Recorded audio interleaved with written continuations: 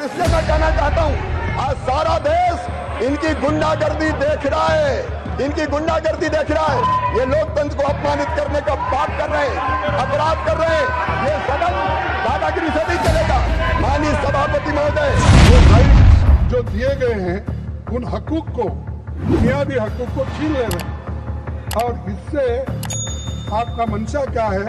गरीब लोगों को कमजोर करना, उनको एक कुचल देना और उनको स्लेवरी में डालना।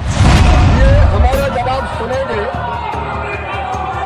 माननीय सभापति महोदय।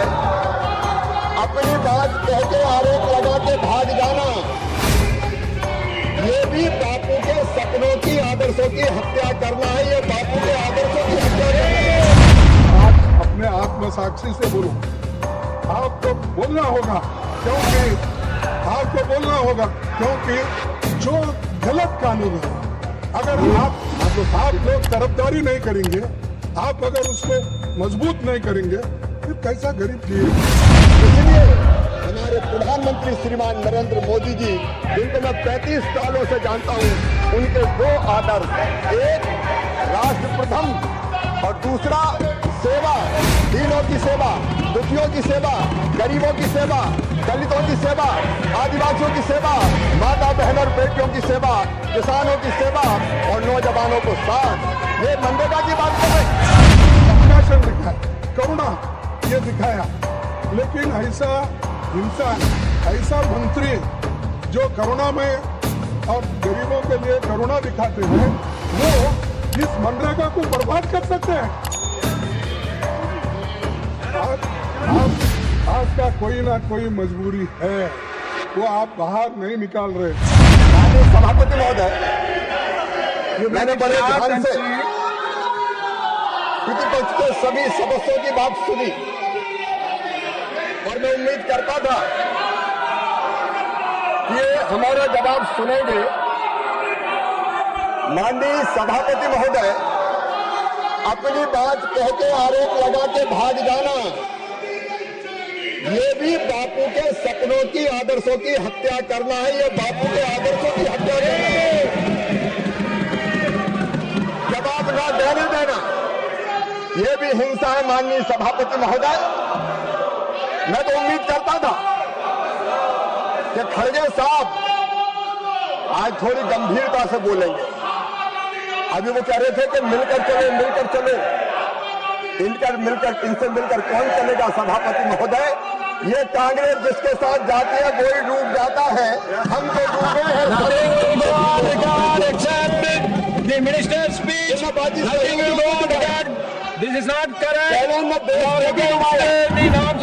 लेकिन माननीय सभापति महोदय, आज सबसे पहले मैं राष्ट्रपिता महात्मा गांधी के चरणों में प्रणाम करना चाहता हूं। माननीय सभापति महोदय, बापू हमारे आदर्श है, बापू हमारी प्रेरणा है, बापू हमारे लिए श्रद्धा है। और ये भारतीय जनता पार्टी है जिसने पंचनिष्ठाओं में महात्मा गांधी के सामाजिक और आर्थिक विचारों को सम्मिलित करने का काम किया है। माननीय सभापति महोदय, हम पंडित दीनदयाल उपाध्याय के अनुयायी हैं। दीनदयाल जी कहते थे, माननीय सभापति महोदय, मानव जीवन का अंतिम लक्ष्य परमात्मा की प्राप्ति, और परमात्मा को मैं नहीं जानता कि मंदिर में जाके आप भगवान की आरती पूजा और उपासना करोगे तो भगवान प्रसन्न होकर दर्शन देगा कि नहीं देगा। तीज त्योहारों पर व्रत और उपवास रखोगे तो नारायण प्रसन्न होकर दर्शन देगा कि नहीं देगा, मैं नहीं जानता। लेकिन अगर दीनों की सेवा कर ली, दुखियों की सेवा कर ली, अरे अगर गरीबों की आंखों के आंसू पहुंच दिए तो गरीबों की उन आंखों में तुम्हें साक्षात भगवान के दर्शन होंगे, साक्षात नारायण दिखाई देगा। ये गरीब की सेवा ही नारायण की पूजा है। और माननीय सभापति महोदय, इसलिए हमारे प्रधानमंत्री श्रीमान नरेंद्र मोदी जी, जिनको मैं 35 सालों से जानता हूं, उनके दो आदर्श, एक राष्ट्र प्रथम और दूसरा सेवा, दीनों की सेवा, दुखियों की सेवा, गरीबों की सेवा, दलितों की सेवा, आदिवासियों की सेवा, माता बहन और बेटियों की सेवा, किसानों की सेवा और नौजवानों को साथ। ये मनरेगा की बात कर रहे हैं। माननीय सभापति महोदय, आज से नहीं, अनेकों वर्षों से रोजगार और गांव के विकास की योजना बनती रही है, क्योंकि है अपना हिंदुस्तान कहाँ, वो बसा हमारे गांव में। गांव के विकास के बिना देश का विकास नहीं हो सकता, और इसलिए गांव के विकास की योजना एक के बाद एक अनेकों आई। ग्रामीण जनशक्ति कार्यक्रम आया, ग्रामीण रोजगार के लिए कृषि योजना आई, काम के बदले अनाज योजना आई, राष्ट्रीय रोजगार कार्यक्रम आया, ग्रामीण भूमि रोजगार गारंटी कार्यक्रम आया, जवाहर रोजगार योजना भी आई, संपूर्ण ग्रामीण रोजगार योजना भी आई, काम के बदले अनाज योजना भी आई। माननीय सभापति महोदय, एक योजना ने थोड़ा काम किया, जब उसमें कमी रही तो नाम बदल के दूसरी योजना लाई गई। वैसे ही नरेगा भी आई।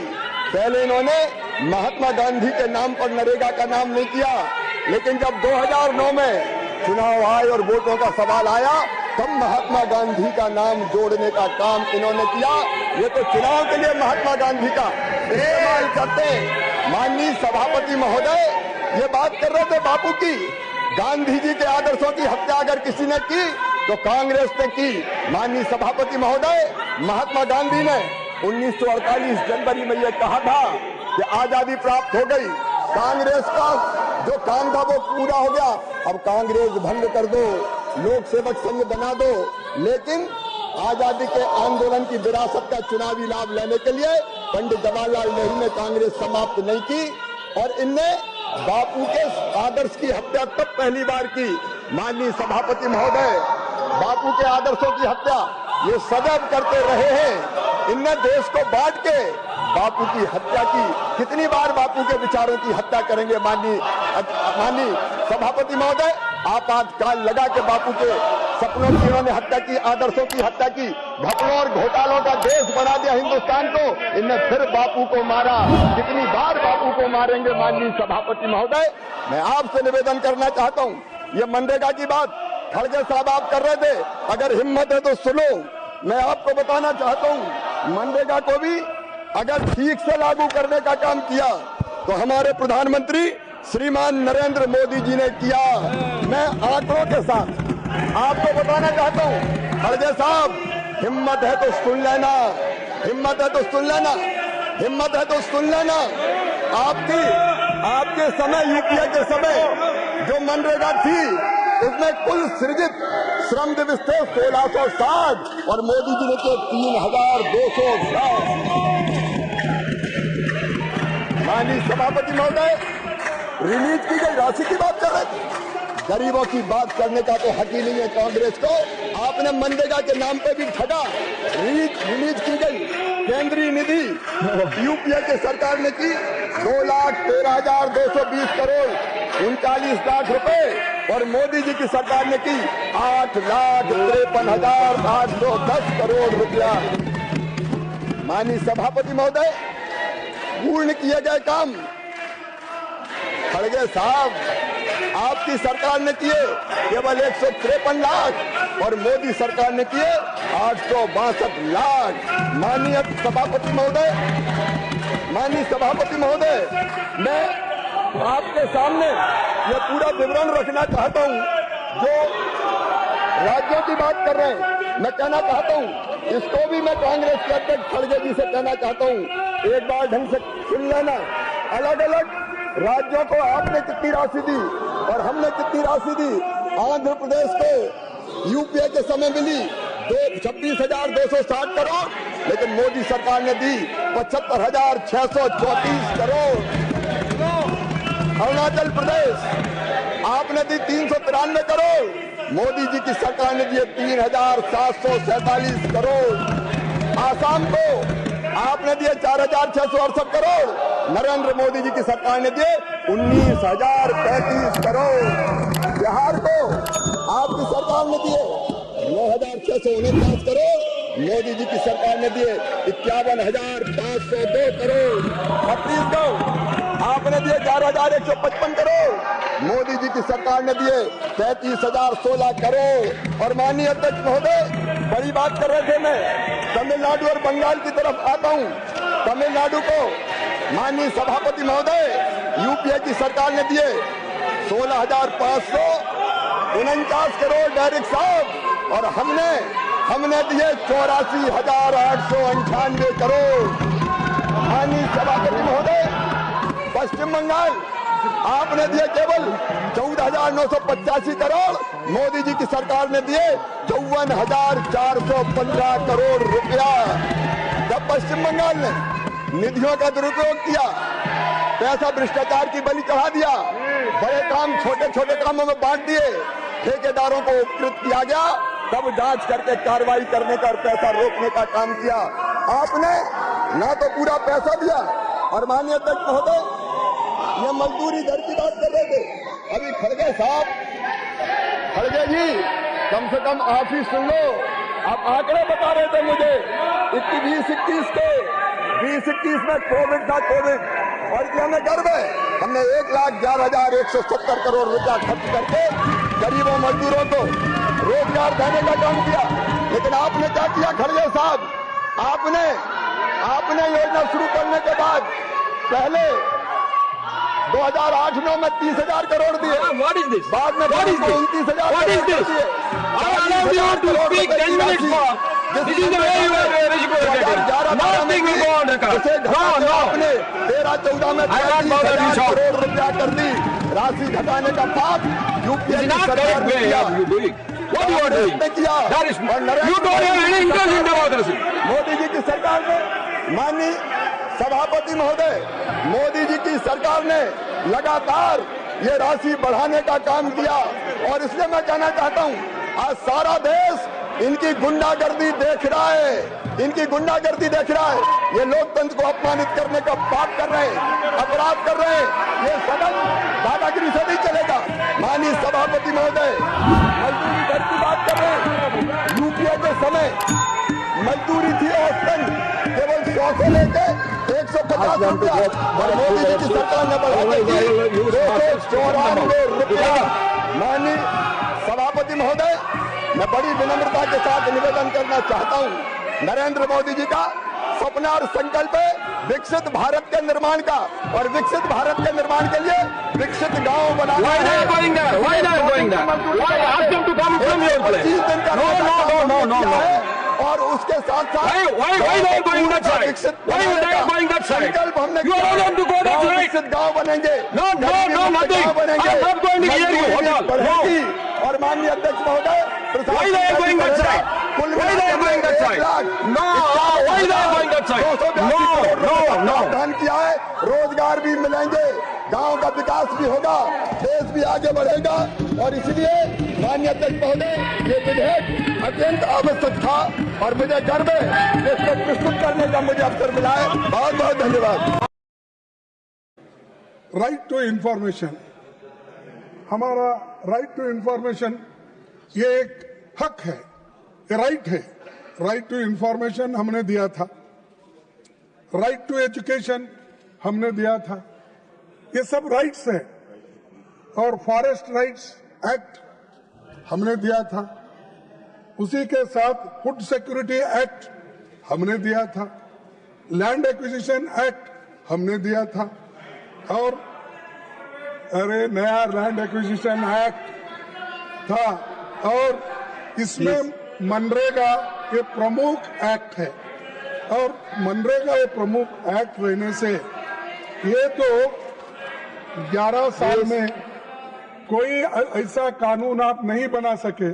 जो मैंने बोला कितने राइट्स हमने लोगों को दिया, गरीबों को दिया, बताओ आप एक कानून तो ऐसा गरीबों के फेवर में दिए हैं, राइट दिए हैं। जो राइट है वो छीन ले रहे। अब ये देखिए, ये कानून डायरेक्टिव प्रिंसिपल आर्टिकल 41 से बना हुआ है। आर्टिकल 41 क्या कहता है? ये कहता है right to work, to education and public assistance in certain cases.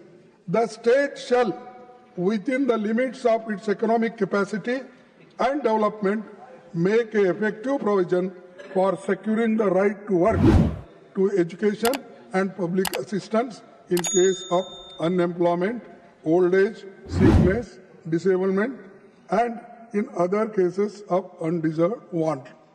So ये क्यों लाए गए? क्योंकि ये फंडामेंटल राइट्स में उस वक्त नहीं डाल सके। लोग बहुत अपोज करे, इसको पैसे बहुत होना पड़ता है, इसीलिए इसको नहीं माने।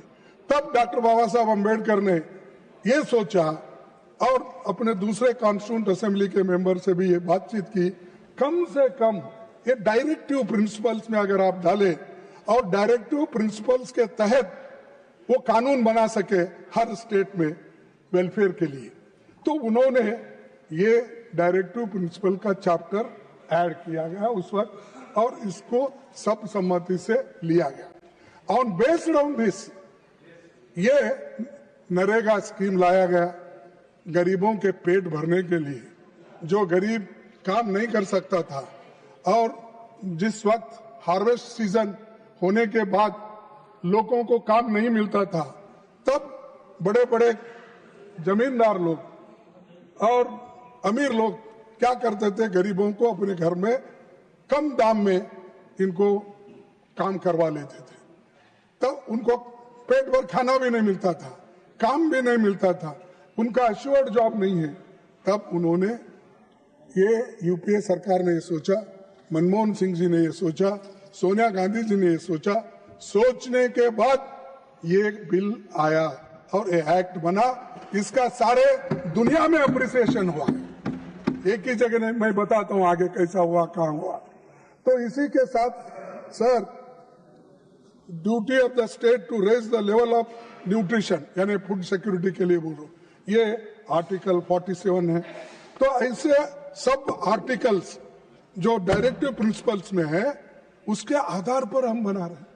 और आज आप वो राइट्स जो दिए गए हैं उन हकूक को, बुनियादी हकूक को छीन ले रहे हैं।